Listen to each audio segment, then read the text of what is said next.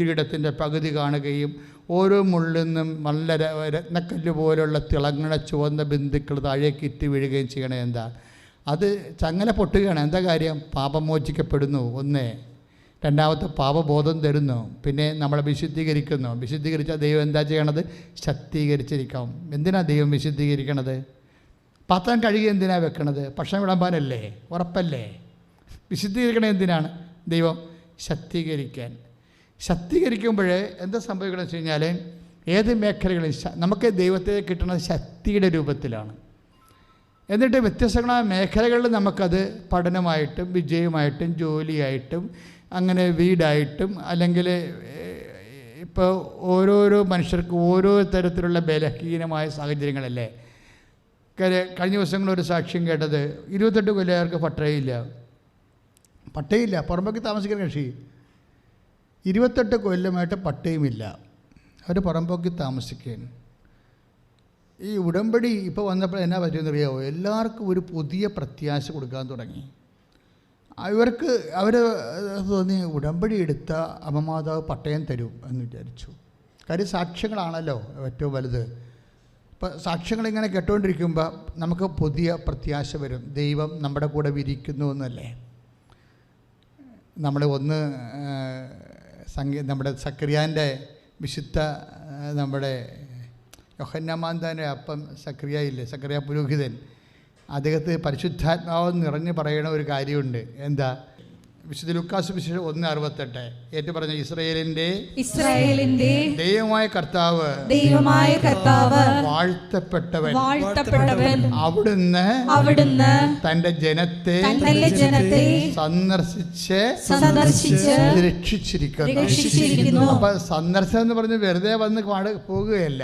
എന്താ ചെയ്യണത്? രക്ഷിക്കാനാണ് സന്ദർശനം.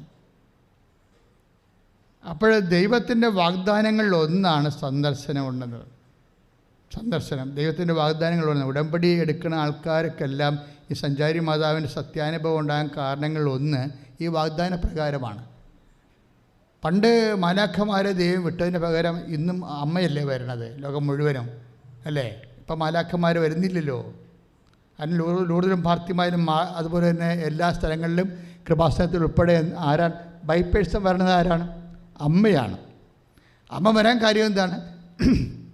ദൈവത്തിൻ്റെ പ്രതിപുരുഷയായിട്ട് അവർ വരികയാണ്. സന്ദർശനമാണത്. ദൈവം ഇന്നും തൻ്റെ ജനത്തെ സന്ദർശിച്ചുകൊണ്ടിരിക്കുന്നു. ഒന്ന് പറഞ്ഞേ. ദൈവം ഇന്നും തൻ്റെ ജനത്തെ സന്ദർശിച്ചുകൊണ്ടിരിക്കുന്നു. ദൈവം ഇന്നും തൻ്റെ ജനത്തെ സന്ദർശിച്ച് രക്ഷിച്ചുകൊണ്ടിരിക്കുന്നു. ദൈവം ഇന്നും തന്റെ ജനത്തെ സന്ദർശിച്ച് രക്ഷിച്ചുകൊണ്ടിരിക്കുന്നു. രക്ഷകനായ എൻ്റെ ദൈവമേ, പരിശുദ്ധ അമ്മയുടെ സാന്നിധ്യവും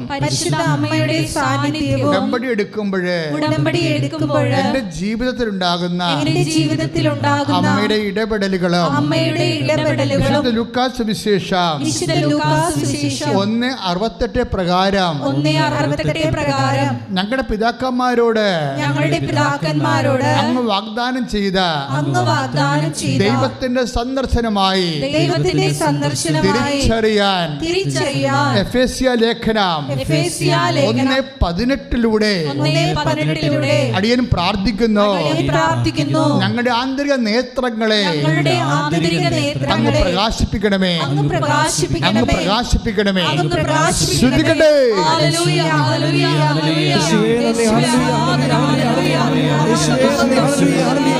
പരിശുദ്ധ പരമദിവ്യകാരുണ്യത്തിന് പുറമ്പോക്കിൽ 28 വർഷമായി താമസിക്കുന്ന ആളാണ്. അപ്പം എന്താ പ്രശ്നം? അവർക്ക് UA നമ്പർ പോലും കിട്ടത്തില്ല, ചിലപ്പോൾ റേഷൻ കാർഡ് പോലും കിട്ടത്തില്ല.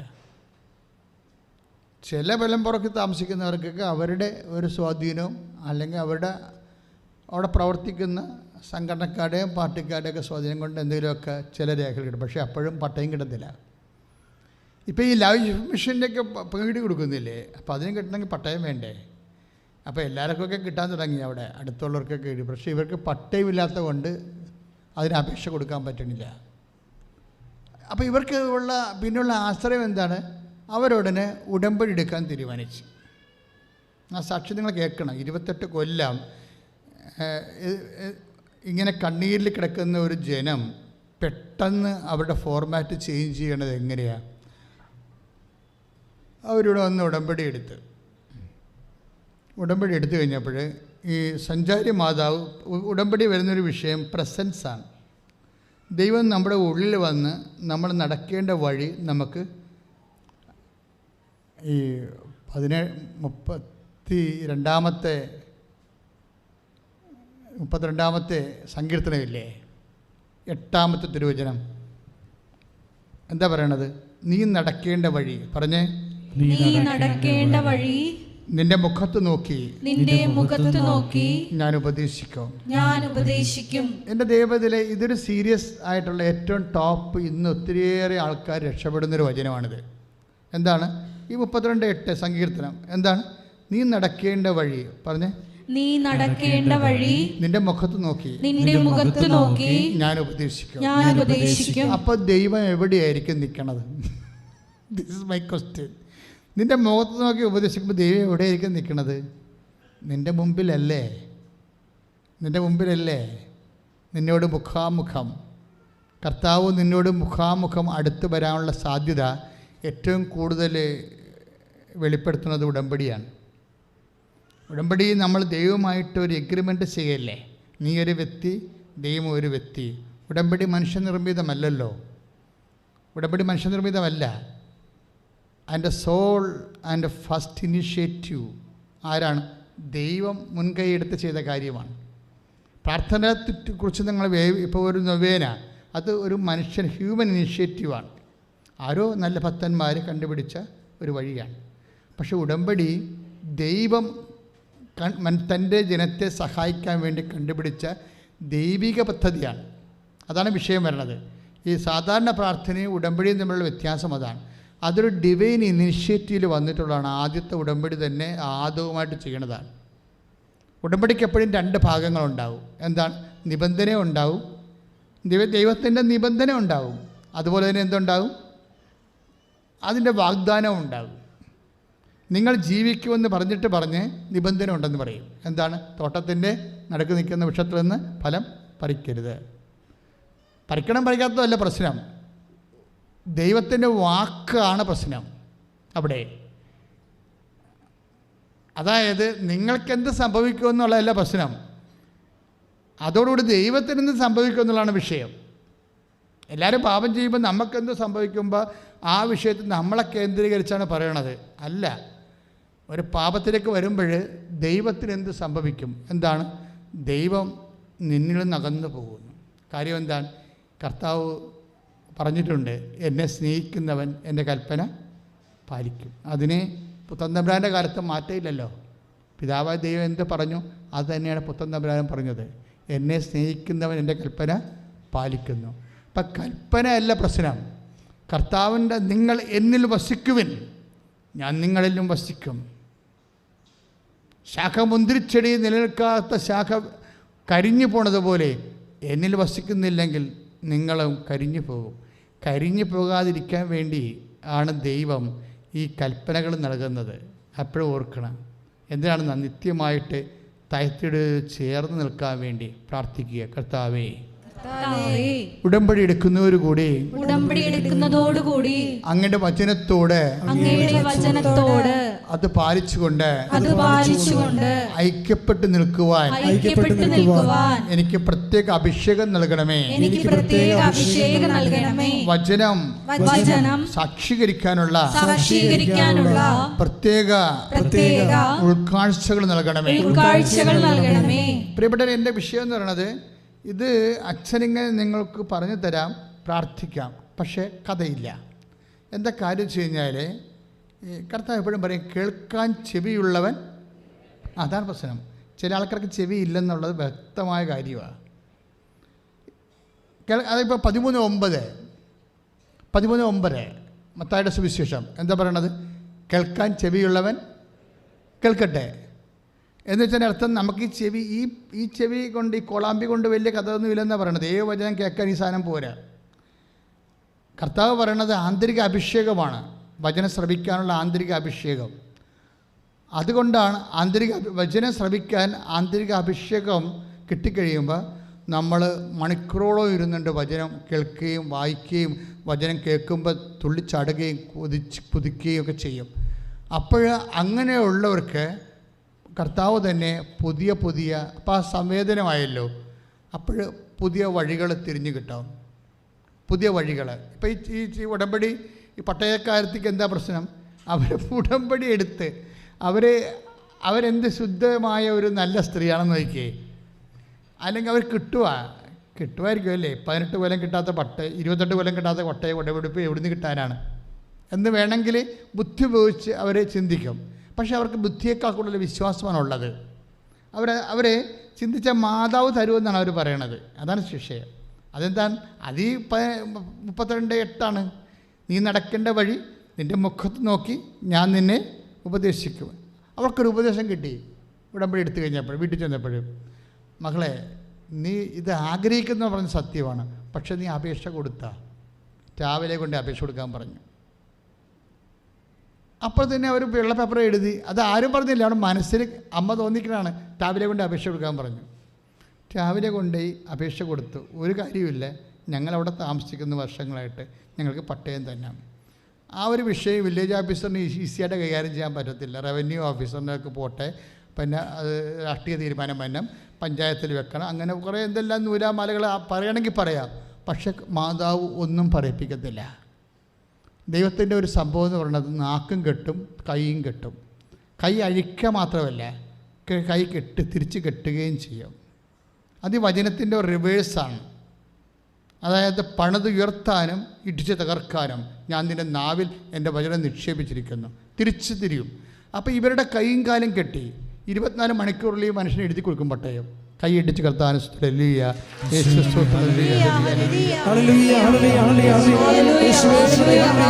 കാരുണ്യത്തിന് എന്താ ഇങ്ങനെ ശ്രദ്ധിക്കണ വെച്ചാൽ, അതായത് നമ്മളൊരു മൂവ്മെൻറ്റ് നടത്തത്തില്ലേ, ഒരു ചെറിയൊരു മൂവ്മെൻറ്റ് നടത്തുമ്പോൾ തന്നെ ദൈവത്തിൻ്റെ കണ്ണിലൂടെയാണ് ഈ മൂവ്മെൻറ്റ് നടത്തുന്നത്. പക്ഷെ നമ്മൾക്കത് അറിയത്തില്ല. ദൈവം CCTV ക്യാമറയാണെന്ന് പറയുകയല്ല, ഒരു ഭക്തൻ്റെ മൂവ്മെൻറ്റിനെ കുറിച്ച് ദൈവത്തിന് നല്ല ബോധ്യമുണ്ടെന്ന് പറയുകയാണ്. കാര്യം ഈ ടീച്ചറില്ലേ, നമ്മൾ പറഞ്ഞ ആ ടീച്ചർ പറയുന്ന റിബി ചാലക്കുടി നിന്ന് ഇങ്ങോട്ട് മൂവ് ചെയ്യണം ആലപ്പുഴയ്ക്ക്. അവിടെ പ്രശ്നം എന്താ?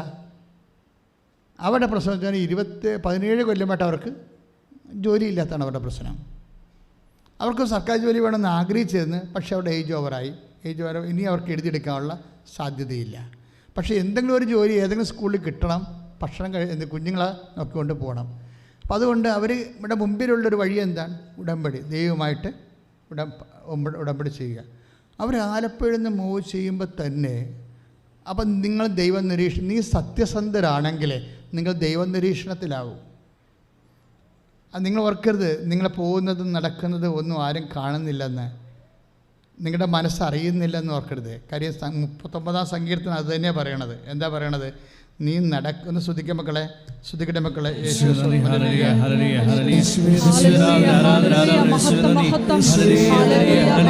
സങ്കീർത്തനം 139 വായിച്ചോളൂ.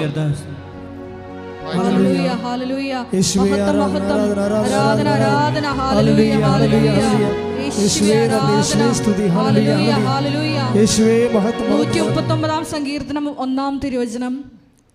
കർത്താവേ, അവിടുന്ന് എന്നെ പരിശോധിച്ചറിഞ്ഞിരിക്കുന്നു. 139-ാം സങ്കീർത്തനം 1-ാമത്തെ വചനം ഏറ്റുപറഞ്ഞ കർത്താവേ, അവിടുന്ന് എന്നെ പരിശോധിച്ച് അറിഞ്ഞിരിക്കുന്നു. ഉറപ്പായില്ലേ? ഇപ്പോൾ നമ്മൾ ഒരു ഇൻസ്പെക്ഷനിലൂടെയാണ് പോണത്. ദൈവം നിന്നെ ഇൻസ്പെക്ട് ചെയ്തുകൊണ്ടാണ്. നിൻ്റെ ഒരു മൂവ്മെൻ്റ് എല്ലാം ഇൻസ്പെക്ഷനാണ്. കർത്താവ് എല്ലാം അറിയുന്നുണ്ട്. നിനക്ക് ജപ്തി നടപടി വരാൻ പോകുന്ന കാര്യം കർത്താവ് അറിയുന്നു. നീ അതിനായി കണ്ണീരിട്ടിരിക്കണമെന്ന് കർത്താവിന് അറിയാം. നിൻ്റെ ഷോപ്പിൽ കച്ചവടമില്ല, കർത്താവിനറിയാം. നിൻ്റെ ഷോപ്പ് വാടകക്കാരന് കൊടുത്തിട്ട് അവൻ ഒഴിയണമില്ല, നമുക്ക് വാങ്ങിക്കാനും പറ്റണില്ല, കർത്താവിനറിയാം. നിൻ്റെ മൂവ്മെൻറ്റ്സുകൾ ഞാൻ പരിശോധിച്ച് അറിഞ്ഞിരിക്കുന്നു. ക്ലിയർ അല്ലേ? പക്ഷേ ഈ വചനത്തിൽ നമ്മൾ വിശ്വസിക്കണം. അവിടെയാണ് വിഷയം വരുന്നത്. അത് വേറെ ഒരു സബ്ജക്റ്റാണ്. ഒന്ന് പ്രാർത്ഥിച്ച്, കൈ നെഞ്ചത്ത് വെച്ച് പ്രാർത്ഥിച്ച്, കർത്താവേ, അങ്ങയുടെ വചനത്തിലെ പൂർണ്ണമായി വിശ്വസിക്കുവാൻ എനിക്ക് പ്രത്യേക അഭിഷേകം നൽകണമേ. അങ്ങയുടെ വചനത്തിലെ പൂർണ്ണമായി വിശ്വസിക്കുവാൻ എനിക്ക് പ്രത്യേക അഭിഷേകം നൽകണമേ. എന്താ പ്രശ്നം എന്ന് പറയാം മക്കളെ, നമ്മൾ ഈ വചനം ഇപ്പം നിങ്ങളുടെ A to Z എല്ലാ വിഷയവും അതായത് നിങ്ങൾ നിസ്സാരമെന്ന് കരുതുന്ന വിഷയം പോലും ദൈവത്തിൻ്റെ തിരുസന്നിധിയിൽ നിസ്സാരമെന്നോ സീരിയസ് ഒന്നോ ഇല്ല. എല്ലാത്തിനും അതിൻ്റെ ഒരേ റേഞ്ചാണ്. ഞാൻ ഇന്നുവരെ കണ്ടിരിക്കുന്നത് അങ്ങനെയാണ്. അപ്പം അതുകൊണ്ട് എപ്പോഴും നമ്മൾ ശ്രദ്ധിക്കേണ്ട ഇതാണ്, ഈ വിഷയം ദൈവം ശ്രദ്ധിക്കുന്നു, ദൈവം നോക്കുന്നു, ദൈവത്തിന് ഇതിനൊരു ഉത്തരമുണ്ട്. കാരണം ഞാനെന്തുകൊണ്ട് നിങ്ങൾ 8 നടപടിയുടെ പ്രമാണം മേടിച്ച് മുട്ടയിൽ നിന്ന് കൊണ്ടുവന്ന് മാതാവിൻ്റെ അടുത്ത് നിൽക്കണത്, പ്രത്യക്ഷപ്പെട്ട ഇടത്ത് നിന്ന് പ്രാർത്ഥിക്കണത്? എനിക്കറിയാം ദൈവത്തിനൊരു ഉത്തരം ഈ വിഷയത്തിലുണ്ടെന്ന്. നിങ്ങൾക്ക് നോക്കുമ്പോൾ ഒരു പിടിയും കിട്ടില്ല, ഞാൻ ഇനി എന്ത് ചെയ്യാനെന്ന് അറിയാൻ പാടില്ലെന്ന് നിങ്ങൾ പറയണം. That's okay. പക്ഷേ ഇതിനെക്കുറിച്ച് കൃത്യമായ ഉത്തരം ദൈവതിരുസന്നിധിയിലുണ്ട്. ചില സമയത്ത് ഞാൻ തിരിച്ചതിനും പറയും, ഇത് പോകും കേട്ടാ, പക്ഷേ നീ വെയിറ്റ് ചെയ്യണം, നിന്നെ കുഞ്ഞുങ്ങളെയും ഇതിനേക്കാൾ നല്ല ഭവനത്തിൽ കർത്താവ് പൊറപ്പിക്കും. അത് മാതാവ് സാക്ഷി എന്ന് പറയും. അതെന്താ കാര്യം? അത് നമുക്കവിടെ അമ്മയുടെ അടുത്ത് വെക്കുമ്പോൾ തന്നെ നമുക്ക് കിട്ടുന്നൊരു സൈനുണ്ട്. ആ സൈൻ വെച്ച് ഞാൻ ആൾക്കോട്, പക്ഷേ എനിക്ക് എപ്പോഴും ഉള്ള ഒരു സങ്കടമുണ്ട്. കാര്യം ഞാനിത് പറയണത് അത്യാഘാതത്തോടെ പറയണത്, പക്ഷേ ഇവരിത് കേൾക്കണത് ഡെഡ് ബോഡി പോലെ കേൾക്കണത്. അതാണ് പ്രശ്നം. ചില ആൾക്കാർക്ക് ഉടമ്പടി എടുക്കാൻ അർഹതയില്ല. ഉടമ്പടി എടുക്കണമെങ്കിൽ ഒരു മിനിമം ദൈവസ്നേഹം വേണം, മിനിമം വിശ്വാസം വേണം, ഇതിനൊക്കെ വലിയൊരു സഹായം നിങ്ങൾക്ക് വേണം. അത് സാധാരണ മനുഷ്യർക്ക് ഉണ്ടാകാറില്ല. വിശ്വസ്തത എന്ന് പറയും. പ്രാർത്ഥിക്കുക, കർത്താവായ ദൈവമേ, ദൈവസ്നേഹത്തെ പോലെ തന്നെ വിശ്വാസത്തെ പോലെ തന്നെ വിശ്വസ്തതയാൽ എന്നെ അഭിഷേകം ചെയ്യണമേ. വിശ്വസ്തതയാൽ എന്നെ അഭിഷേകം ചെയ്യണമേ. കാരണം ദൈവം വിശ്വസ്തനായിരിക്കും.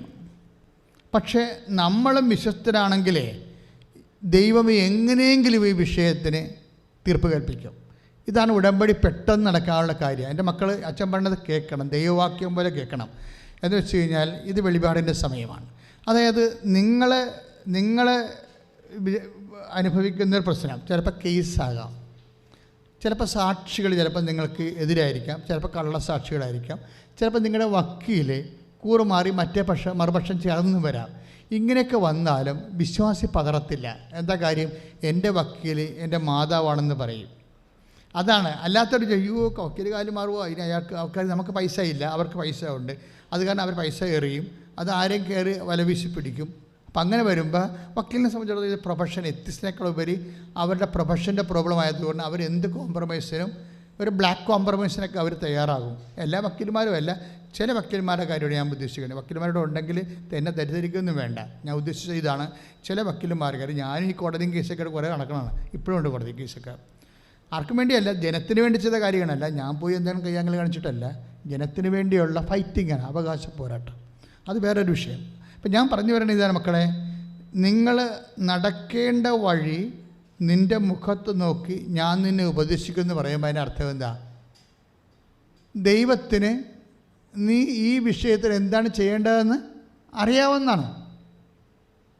ഇപ്പം നീ കടയിൽ നിൻ്റെ കട, എന്നിട്ട് നിനക്ക് പൈസ ഇല്ല വന്നപ്പോൾ നിൻ്റെ വീട് നീ ജാമ്യം മേടിച്ച്, അല്ല നിങ്ങൾ ഒരു ലോൺ എടുത്തപ്പോൾ അയാൾ പറഞ്ഞ് ഞങ്ങൾക്കങ്ങനെ ഞങ്ങളുടെ കമ്പനിക്ക് അങ്ങനെ ലോൺ കൊടുത്ത് പരിപാടിയില്ല, ഞങ്ങൾക്ക് നിങ്ങളുടെ ഡോക്യുമെൻ്റ് തീരെഴുതി തരണം. എന്നിട്ട് നിങ്ങളുടെ കടം തീരുമ്പോൾ നിങ്ങൾ വാങ്ങിച്ചുകൊണ്ട് പോകും. കടം തീർത്തില്ലെങ്കിൽ ഇത് ഞങ്ങൾ ഉപയോഗിക്കും. അങ്ങനെ നിവൃത്തിയില്ലാതെ എത്രയോ പേരാണ് വീട് തീറ് കൊടുത്തിരിക്കുന്നത്. അപ്പോൾ വീട് തീറ് കൊടുത്ത ആൾക്കാർ, കടക്കാർക്ക്, മണി ലെൻഡേഴ്സിന് വീട് തീറ് കൊടുത്ത ആൾക്കാർ, അപ്പോൾ നിങ്ങൾ ഓർക്കുന്നുണ്ടോ, നിങ്ങൾക്ക് ചിന്തിക്കുന്നുണ്ടോ നിങ്ങൾക്ക് ഇതിന് മറുപടിയൊന്നുമില്ലെന്ന്? ഇതിന് മറുപടിയുണ്ട്. കാര്യം എന്താണ്?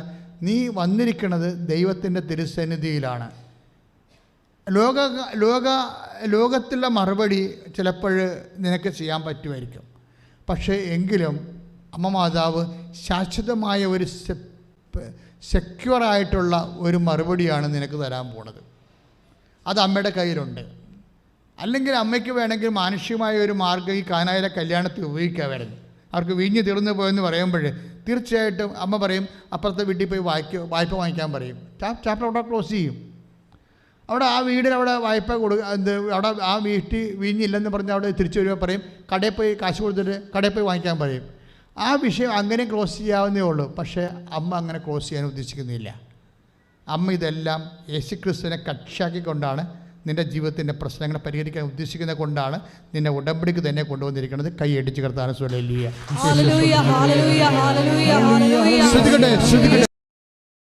ദിവ്യകാരുണ്യത്തിന് സങ്കീർത്തനം 119:2 വായിച്ചുള്ളൂ. സ്തുതിക്കട്ടെ ഹല്ലേലൂയ. ഞാൻ ഇരിക്കുന്നതും ഏറ്റു പറയുക, ഞാൻ ഇരിക്കുന്നത് എഴുന്നേൽക്കുന്നത് അവിടുന്ന് അറിയുന്നു. എന്റെ വിചാരങ്ങൾ അവിടുന്ന് അകലെ നിന്ന് മനസ്സിലാക്കുന്നു.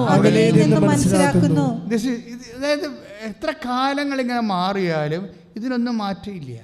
നിൻ്റെ വിചാരങ്ങൾ അകലെ നിന്ന് അവിടുന്ന് അതായത് റിബി ജോസഫ് ടീച്ചർ അവർ ആലപ്പുഴയ്ക്ക് മൂവ് ചെയ്യുമ്പോൾ തന്നെ നിൻ്റെ വിചാരങ്ങൾ അകലെ നിന്ന് അവൻ മനസ്സിലാക്കി. ഇവർക്ക് ഉടനെ ഒരു ഫോൺ വരും. ഞാൻ ഈ സാക്ഷ്യത്തെ ധ്യാനിക്കുകയാണ്. 119:27 അനുസരിച്ചുകൊണ്ട് ധ്യാനിക്കുകയാണ്. സാക്ഷ്യത്തെ അവിടുത്തെ അത്ഭുതങ്ങളെ നീ ധ്യാനിക്കണം. ഒരു ഫോൺ വരുമ്പോൾ എന്താ ഒരു കൂട്ടുകാരത്തെ വിളിക്കുകയാണ്. എടി ഇന്ന സ്കൂളിൽ ടീച്ചർ പോസ്റ്റിന് കോൾ ഫോർ ചെയ്തിട്ടുണ്ടെന്ന് പറയും. അതാണ് ഒരു അറിവ്. ഇന്ന സ്കൂളിൽ ടീച്ചർ പോസ്റ്റിന് അവർ അപേക്ഷ ക്ഷണിച്ചിട്ടുണ്ട്. ഇവർക്കറിയത്തില്ല, ഇവർക്ക് പറഞ്ഞു കൊടുക്കുകയാണ്. ഇങ്ങനെ എവിടെയെല്ലാം എന്തെല്ലാം തരത്തിൽ ആൾക്കാർ ജോലിക്ക് വേണ്ടി കോൾ ഫോർ ചെയ്യുന്നു. നിങ്ങളുടെ ജോലി എത്രയോ സ്ഥലങ്ങളിൽ ഉദിച്ചസ്തമിച്ച് പോകുന്നു. You are not knowing it. നിങ്ങൾ അറിയുന്നില്ല. ഇപ്പം നേഴ്സുമാർ ജോലി തന്നെ ചിലപ്പോൾ ഗവൺമെൻറ് വിളിക്കും. ചില നേഴ്സുമാർ വന്നിട്ട് പറയും അച്ഛാ കഴിഞ്ഞ ആഴ്ച ഗവൺമെൻറ് PSC നേഴ്സിങ്ങിന് വിളിച്ചായിരുന്നു, ഞാൻ കണ്ടില്ലെന്ന് പറയും. ഇതാണ് പ്രശ്നം. അപ്പോൾ അതുകൊണ്ടാണ് അവർ ഉടമ്പടി ചെയ്യണത്. ഉടമ്പടി ചെയ്യുമ്പോൾ നമ്മുടെ സാധ്യതകളെ ദൈവം സംരക്ഷണത്തിൻ്റെ വലയിൽ കൊണ്ടുവരും. അത് മനസ്സിലായില്ലേ? ഉടമ്പടി ചെയ്യുമ്പോൾ ഞാൻ ഇരിക്കുന്നത് എഴുന്നേൽക്കുന്നത് അവിടുന്ന് അറിയുന്നു. എൻ്റെ വിചാരങ്ങൾ അവിടുന്ന് അകലെ നിന്ന് മനസ്സിലാക്കുന്നു. അതായത് ഉടമ്പടി ചെയ്യുമ്പോൾ ഇപ്പോൾ ടീച്ചറിന് സംഭവിച്ചത് എന്താണ്? ടീച്ചറിന് ഒരു ഇൻറ്റിമേഷൻ കൊടുത്തു, ഇന്ന സ്കൂളിൽ കോൾ ഫോർ ചെയ്തിട്ടുണ്ടെന്ന് പറയും. അപ്പോൾ ടീച്ചറിൻ്റെ മനസ്സുറനെ വാടും. എന്താ കാര്യം? അതൊന്നും എനിക്ക് കിട്ടാൻ പോണില്ല എന്ന് അവർ പറയും. എന്താ കിട്ടാത്തതിൻ്റെ കാരണം എന്താ? ഇപ്പോഴത്തെ പിള്ളേർ ഭയങ്കര സ്മാർട്ടാണ്. ഇവർ 17 കൊല്ലമായില്ലേ പഠിച്ചിറങ്ങിയിട്ട്. ഇപ്പോഴത്തെ പിള്ളേർക്ക് പോയി ഫൈറ്റ് ചെയ്യാനൊന്നും പറ്റത്തില്ല. അപ്പോൾ അവരുടെ കിട്ടത്തില്ല. ഇവിടെ എല്ലാം ഒരു മെറിറ്റിൻ്റെ പ്രശ്നമുണ്ട്.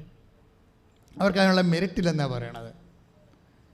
കാര്യം ഞാൻ പണ്ട് പഠിച്ചതല്ലേ, എൻ്റെ പഴയ സിലബസാണ്. ഇപ്പോഴത്തെ പിള്ളേരുമായിട്ട് പഠിച്ചാൽ നമുക്ക് അവർ അടിച്ചു മാറ്റും ജോലി. അവർക്ക് കലിബറുണ്ട്, അത് മെറിറ്റെന്നാണ്. പക്ഷേ ഉടമ്പടിയുടെ ഒരു പ്രോബ്ലം, ദൈവത്തിന് ഈ വിഷയം പണ്ടേ അറിയാം. മെറിറ്റിൻ്റെ പ്രോബ്ലം നമ്മൾ അനുഭവിക്കുന്ന ഒരു സ്വത്വപ്രതിസന്ധിയാണെന്നറിയാം. ഈ പ്രായം ആൾക്കാരുടെ സ്വത്വപ്രതിസന്ധിയാണ് മെറിറ്റ് പ്രോബ്ലം. എല്ലാവർക്കും ഉണ്ട് ഈ പ്രശ്നം. കല്യാണം താമസിക്കണത് എന്തുകൊണ്ടാണ്? കല്യാണം താമസിക്കണത് ചിലപ്പോൾ കെട്ടിച്ചു വിടാൻ പണമില്ലാത്തത് കൊണ്ടാണ്, മെറിറ്റില്ലാത്തത് കൊണ്ടാണ്. അപ്പോൾ ഇങ്ങനെ ഓരോ കാര്യങ്ങൾക്കും മെറിറ്റിലാണ് ഇത് വർക്ക് ചെയ്യണത്. അപ്പോൾ ദൈവത്തിൻ്റെ മക്കൾ മെറിറ്റുള്ളവരും മെറിറ്റ് ഇല്ലാത്തവരൊക്കെ ഉണ്ടാകാം. യോഗ്യതയുള്ളവരും യോഗ്യത ഇല്ലാത്തവരും ഉണ്ടാകാം. ചിലപ്പോൾ മനുഷ്യന്മാർ യോഗ്യത കളഞ്ഞവരുണ്ടാകാം. ചിലപ്പോൾ സ്വാഭാവികമായ യോഗ്യത പോയവരുണ്ടാകാം. ഇവർക്ക് ജീവിക്കണ്ടേ ഇവിടെ? അതിന് ദൈവത്തിൻ്റെ പദ്ധതി എന്താ? ഒരു ഉദാഹരണം, ചേട്ടനും അനുജനും അവർ കുഴപ്പമൊന്നുമില്ല. അവർ തറവാട്ടിൽ നിന്ന് മാറിയപ്പോൾ 50-50 കിട്ടിയ ആൾക്കാരാണ്. ചേട്ടനും അനുജനും തറവാട്ടിൽ നിന്ന് ഭാഗവുടമ്പടി ചെയ്ത് മാറിയപ്പോൾ അപ്പൻ അവർക്ക് പകുതി കൊടുത്തതാണ്.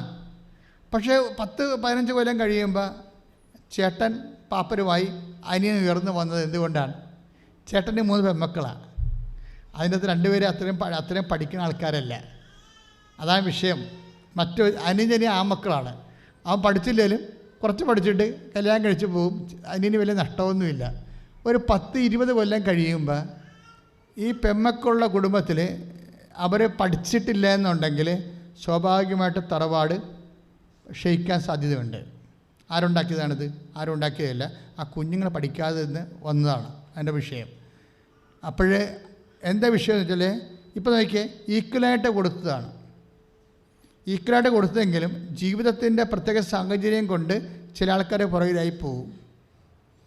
ഈ ആയപ്പോയ ആൾക്കാർക്ക് എന്നും പുറകിൽ കിടന്നാൽ മതിയോ? ഏതെങ്കിലും ഒരു കാരണം കൊണ്ടായിരിക്കും ചിലപ്പോൾ അവർ പുറകിലായി പോയത്. ചിലപ്പോൾ അപ്പന് അസുഖം വന്നപ്പോൾ മൂത്തവൾ പഠിക്കാതെ വീട്ടിൽ നിന്ന് അപ്പനെ നോക്കിക്കാണും. അതായിരിക്കും സംഭവം. അപ്പന് അസുഖമായി പോയില്ലേ? അവന് 45 വയസ്സായപ്പോൾ അപ്പന് അസുഖമായി. അപ്പം മൂത്തവൾ അപ്പനെ നോക്കാൻ വീട്ടിൽ നിന്ന് അവൾക്ക് പഠിക്കാൻ ഒത്തില്ല. അപ്പം അങ്ങനെ മാനുഷികമായ കാരണങ്ങളാൽ ചില ആൾക്കാർ പുറകിലായി പോകും. അപ്പോൾ പുറകിലായിപ്പോയ ആൾക്കാർ ഇതാണ് വിധിയെന്നും പറഞ്ഞ് ഇവിടെ തന്നെ കിടന്നാൽ ദൈവം അത് ഉദ്ദേശിക്കണില്ല. ദൈവം എന്താണ്? ഈ മെറിറ്റ് പോയി കഴിഞ്ഞാൽ പിന്നെ വർക്ക് ചെയ്യണത് എന്താ? ഗ്രേസാണ് വർക്ക് ചെയ്യണത്. പറഞ്ഞ മനസ്സിലായില്ലേ? മെറിറ്റ് വെച്ചാൽ യോഗ്യത. എൻ്റെ മക്കൾ യോഗ്യത പോയെന്ന് വിചാരിച്ചുകൊണ്ട് പുറകിൽ കിടക്കരുത്. ഇപ്പം നമ്മൾ ജ്ഞാനത്തിന് അതായത് നമ്മുടെ ഇടയ്ക്ക് പറയുന്നൊരു വചനമുണ്ടല്ലോ, കാലാപിറക്കുന്നവരെ പോലെ. പ്രഭാഷകൻ 33:16-17. ഒന്ന് വായിച്ചോളൂ. ഒടുവിലാണ് ഞാൻ ഉണർന്നത്. നിങ്ങളൊന്ന് ഏറ്റു പ്രാർത്ഥിച്ച്. ഒടുവിലാണ് ഞാൻ ഉണർന്നത്. ആ കേട്ടോ. കാലാപിറക്കുന്നവനെ പോലെ ഞാൻ മുന്തിരിപ്പഴം ശേഖരിക്കുന്നവരുടെ പിന്നിലായി. എന്നാൽ കർത്താവിന്റെ അനുഗ്രഹം നിമിത്തം ഞാൻ മുൻപന്തിയിലെത്തി. മുന്തിരിപ്പഴം ശേഖരിക്കുന്നവനെ പോലെ ചക്കു നിറച്ചു.